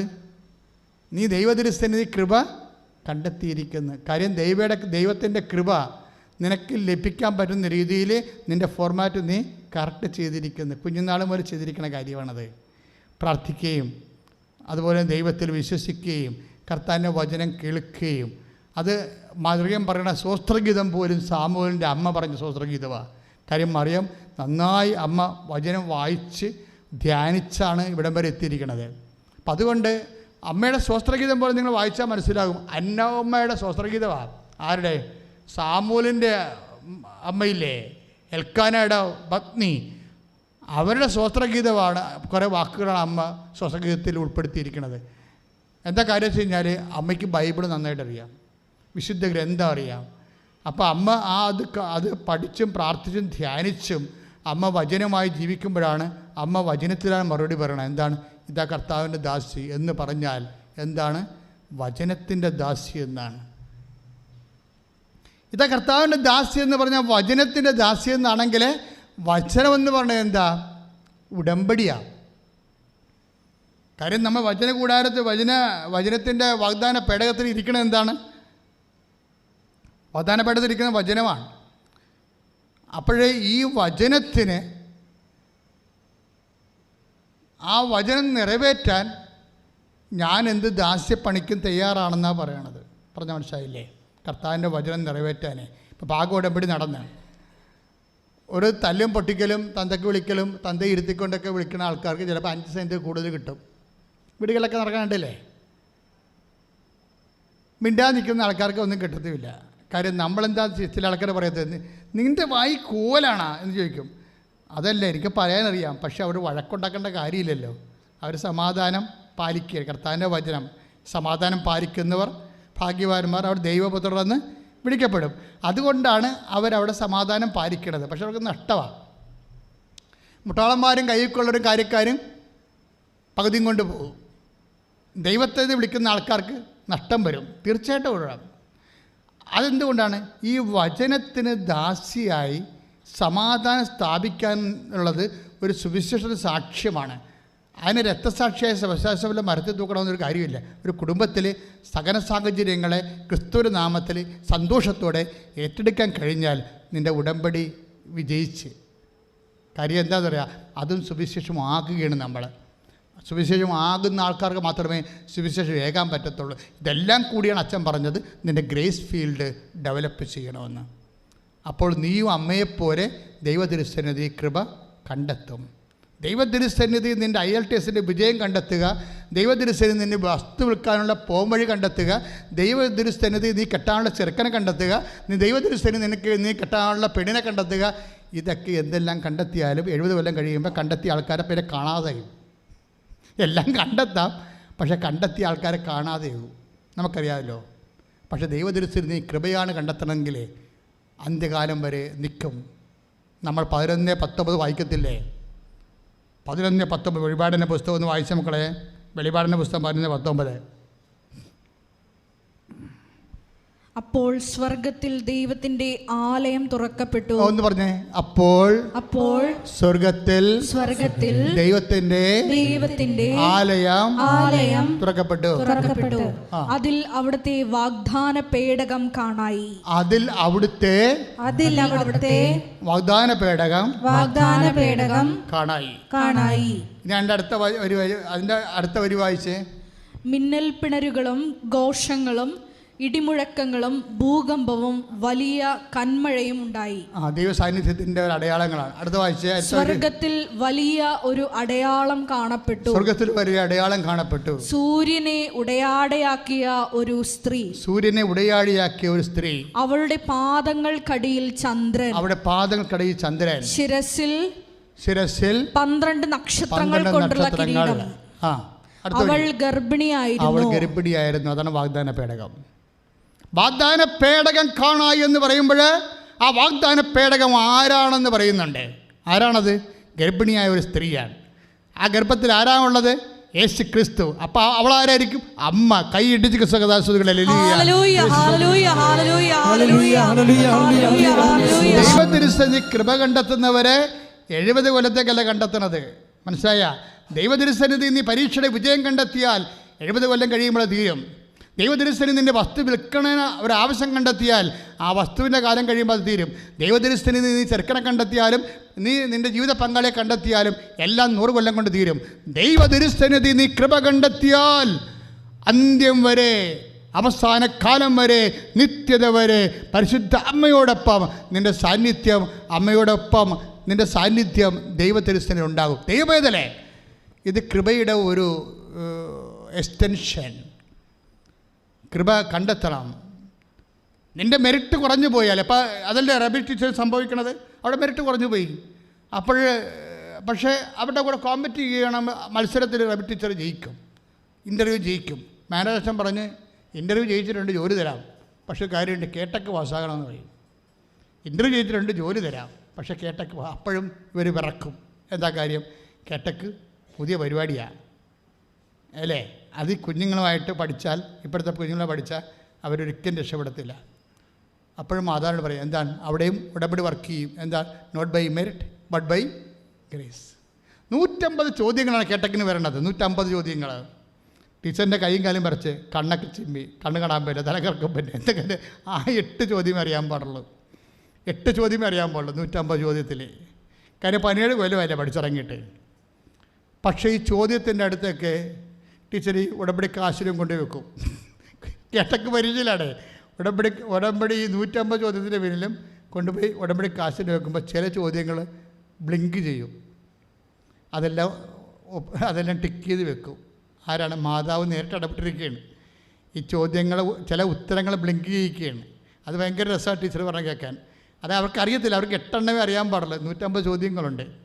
അവർ 94 എണ്ണത്തിന് റെഫർ ചെയ്ത് ഈ 94 ഉത്തരം അവർ പറഞ്ഞു, എനിക്ക് സത്യമായിട്ട് 8 ഉത്തരവേ അറിയാൻ പാടുള്ളൂ, ബാക്കിയെല്ലാം എൻ്റെ അമ്മ എഴുതി തന്നതാണെന്നാണ്. കൈയടിച്ച് കർത്താവിനെ ഹല്ലേലൂയ ഹല്ലേലൂയ ഹല്ലേലൂയ മഹത്വം മഹത്വം ആരാധന ആരാധന. അവരുടെ സർക്കാർ ജോലിയായി. നോക്കിയ ഒരു സ്റ്റോറി വന്ന കാര്യമുണ്ടല്ലേ. എന്താ കാര്യം വെച്ച് കഴിഞ്ഞാൽ, ഉടമ്പടിയുടെ ഒരു സംഭവം, ഇവിടെ കമ്പ്, സർക്കാർ ജോലി എന്നുള്ള സ്വപ്നത്തിൻ്റെ കമ്പ് പണ്ടേ കരിഞ്ഞു പോയതാണ്. പക്ഷെ ഉടമ്പടി വെച്ച് കഴിയുമ്പോൾ കൂടാരത്തിലേക്ക് വരികയാണത്. അഹ്റോൻ്റെ കമ്പ്, ഈ അവധാന പേടത്തിലിരിക്കുന്ന ഒരു ഐറ്റം എന്താണെന്നറിയാമോ? ഒരു ഐറ്റം വചനമാണ്. ഒരൈറ്റം എന്താണ്? അഹ്റോൻ്റെ ഉണങ്ങിയ കമ്പ് കൂടാരത്തിൽ വെച്ചതാണ്. എന്നിട്ടത് പിറ്റേ ദിവസം മോസസ് ഇവിടുന്ന് നോക്കുമ്പോൾ അത് ബദാം കായ്ച്ച് കിടക്കും. നിൻ്റെ സ്വപ്നങ്ങൾ കരിഞ്ഞു പോയതോ, ഔട്ട് ഓഫ് ഡേറ്റ് ആയതോ, നീ വ്യർത്ഥം വെച്ച് പോയതോ എല്ലാം ഉടമ്പടിയിൽ മാതാവ് ടേക്കപ്പ് ചെയ്യും. അത് സംഖ്യാപുസ്തകത്തിലാണുള്ളത്. സംഖ്യ അല്ലേ? സംഖ്യ ഒന്ന് വായിച്ചോളൂ. സംഖ്യ ശ്രുതിക്കട്ടെ. ഹല്ലേലൂയ യേശുവേ സ്തോത്രം. ഹല്ലേലൂയ. സംഖ്യ 17:8. സംഖ്യ 17:8. ശ്രുതിക്കട്ടെ. ഹല്ലേലൂയ. സംഖ്യ 17:8. പിറ്റേ ദിവസം മോശ സാക്ഷ്യ കൂടാരത്തിലേക്ക് ചെന്നു. ലേവി കുടുംബത്തിനു വേണ്ടിയുള്ള അഹറോന്റെ വടി മുള പൊട്ടി പൂത്ത് തളിർത്ത് ബദാം പഴങ്ങൾ കായ്ച്ചു നിന്നു. അതാണ് റീബി ടീച്ചറിൻ്റെ സാക്ഷ്യത്തിൻ്റെ സംഗ്രഹം. അവരുടെ ഒരു വരണ്ട വടിയായിരുന്നു. 17 കൊല്ലം ഒന്നും ചെയ്യാതെ പോയ അത് ആ വിഷയം ഉപേക്ഷിച്ചതാണ്. പക്ഷെ ഉടമ്പടി വെക്കുമ്പോഴത് ഈ അഹറോൻ്റെ പടി പോലെ പൂത്ത് തളർത്ത് നിൽക്കും. മനുഷ്യനെ പ്രത്യാശ നഷ്ടപ്പെട്ട എല്ലാ വിഷയങ്ങൾക്കും ദൈവം പ്രത്യാശ കൊടുക്കും. അത് ഈ വാഗ്ദാന പേടകത്തിൽ മോശയോട് ദൈവം പറഞ്ഞ് ഈ അഹ്റോൻ്റെ പൂത്ത വടി ബദാം കായ്ച്ചത് എടുത്തിരുന്ന് വെക്കാൻ പറഞ്ഞ്. ഇത് പിന്നീട് 11:9 ഹെബ്രായ ലേഖനം വായിച്ചവനെ 9:4. അതിൽ സ്വർണം കൊണ്ടുള്ള ധൂപപീഠവും എല്ലാ വശവും പൊന്നു പൊതിഞ്ഞ വാഗ്ദാന പേടകവും ഉണ്ടായിരുന്നു. മന്ന വെച്ചിരുന്ന സ്വർണ്ണ കലശവും സ്വർണ്ണ വാഗ്ദാന പേടകത്തിലുള്ള ഐറ്റമാണ് ഈ പറയണത്. മന്ന വെച്ച സ്വർണ്ണ കലശവും അഹറോന്റെ തളിർത്ത വടിയും ഉടമ്പടിയുടെ ഫലകങ്ങളും അതിൽ സൂക്ഷിച്ചിരുന്നു. നിങ്ങൾ ഉടമ്പടി ഫലകങ്ങൾ ഇതിലല്ലേ സൂക്ഷിക്കണത്? അതെന്ത് സംഭവിച്ചു കഴിഞ്ഞാൽ, ഉടമ്പടിയുടെ ഫലകങ്ങൾ എന്ന് പറഞ്ഞ വചനമാണ് മോസസിന് കൊടുത്തത്. പിന്നെ അഹറോൻ്റെ തളർത്ത വടി പ്രത്യാശ. പിന്നെ എന്താണ്? വാഗ്ദാന പേടകത്തിൽ സ്വർണ്ണക്കലശത്തിൽ മന്നാപ്പം. കാര്യം ജനം ഭക്ഷണം ഇല്ലെന്ന് പറഞ്ഞപ്പോൾ ആകാശത്തും ദൈവം ഭക്ഷണം കൊടുത്തതിൻ്റെ കാര്യം. അതായത് ഇതെല്ലാം ഒരു സാധ്യത മങ്ങുമ്പോൾ, ജോലി, വീട്, വിവാഹം, ജീവിതം, യാത്ര, എല്ലാത്തിനും മാനുഷികമായ മെറിറ്റുകൾ കുറയുമ്പോൾ ദൈവത്തിൻ്റെ ഇടപെടലുകളുടെ അടയാളങ്ങളാണ് അഹറോന് തറുത്ത വടിയും മന്നാപ്പവും, അതുപോലെ തന്നെ അതിനെ നിവൃത്തിയാക്കുന്ന ദൈവത്തിൻ്റെ വചനവും. അപ്പോൾ അവൻ പറയണത് പോലെ ചെയ്യാവുന്നല്ലേ നമ്മൾ പറയണത് മാതാവിൻ്റെ മധ്യസ്ഥത്തിൽ. അപ്പോഴിതുപോലെ നിൻ്റെ പ്രത്യാശ കരിഞ്ഞ വടികളെല്ലാം തളർക്കും. നീ ചിന്തിക്കാത്ത സ്ഥലത്ത് നിന്ന് നിനക്ക് ആഹാരം കിട്ടും, വഴി കിട്ടും, ജോലി കിട്ടും. ഇതെല്ലാം ദൈവത്തിൻ്റെ വാഗ്ദാനങ്ങളാണ് ആണ്. അതിനാണ് വാഗ്ദാന പേടകം എന്ന് പറയണത്. പുതിയ നിയമത്തിൽ വാഗ്ദാന പേടകം പരിശുദ്ധ അമ്മയാണ്. യേശുവും വാഗ്ദാന പേടകമാണ്. പക്ഷേ മരിയൻ ഉടമ്പടി വാഗ്ദാന പേടകമായ പരിശുദ്ധ അമ്മയുടെ മധ്യസ്ഥത്തിലേക്ക് നമ്മുടെ ജീവിതം നമ്മൾ പുനഃക്രമീകരിച്ചുകൊണ്ട് യേശുവിന് സാക്ഷ്യമായി ജീവിക്കുന്ന ഒരു വിശ്വാസത്തിൻ്റെ ഒരു നിത്യസമർപ്പണമാണ്. പ്രാർത്ഥിക്കുക. കർത്താവായ ദൈവമേ, മരിയൻ ഉടമ്പടിയുടെ ആത്മാവും അന്തസത്തയും അറിഞ്ഞുകൊണ്ട് അത് നിലവിൽ വരുത്തുവാനും ദൈവത്തിന്റെ സാന്നിധ്യം എനിക്ക് എല്ലാ മേഖലകളിലും സംരഭ്യമാക്കുവാനും എന്നെ ലൂക്കാ 1:30 അനുസരിച്ചുകൊണ്ട് പരിശുദ്ധ അമ്മയെപ്പോലെ എനിക്കും ദൈവതിരുസന്നിധിയിൽ അമ്മയുടെ മാധ്യസ്ഥത്തില് കൃപ കണ്ടെത്തുവാൻ, കൃപയുടെ അവസാനം നിത്യതയിലെ ദൈവത്തോടുകൂടി ആയിരിക്കുവാൻ എന്നെ അഭിഷേകം ചെയ്യണം. ശ്രദ്ധിക്കട്ടെ. ഹല്ലേലൂയ.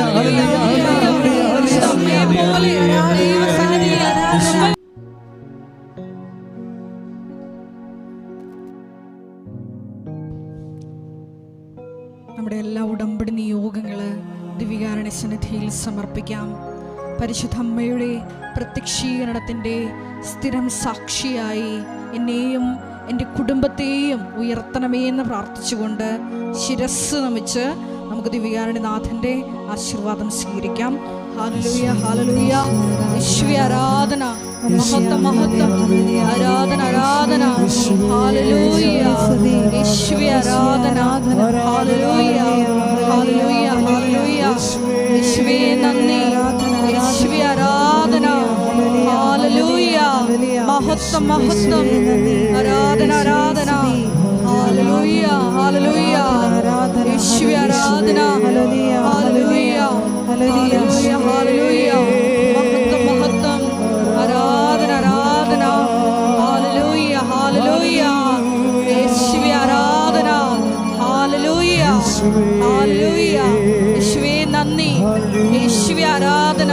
Hallelujah, hallelujah. മഹത്വം, മഹത്വം, ആരാധന, ആരാധന. ഹല്ലേലൂയ. പരിശുദ്ധ പരമ ദിവ്യകാരുണ്യമേ, എന്നുമെന്നും അങ്ങേയ്ക്കാരാധന. പരിശുദ്ധ പരമ ദിവ്യകാരുണ്യമേ, എന്നുമെന്നും അങ്ങേയ്ക്കാരാധന. പരിശുദ്ധ പരമ ദിവ്യകാരുണ്യമേ, എന്നുമെന്നും അങ്ങേയ്ക്കാരാധന.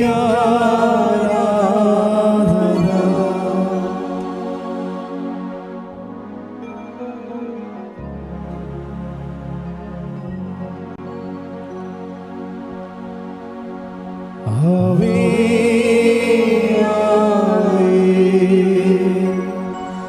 ആവേ മരിയ, ആവേ ആവേ ആവേ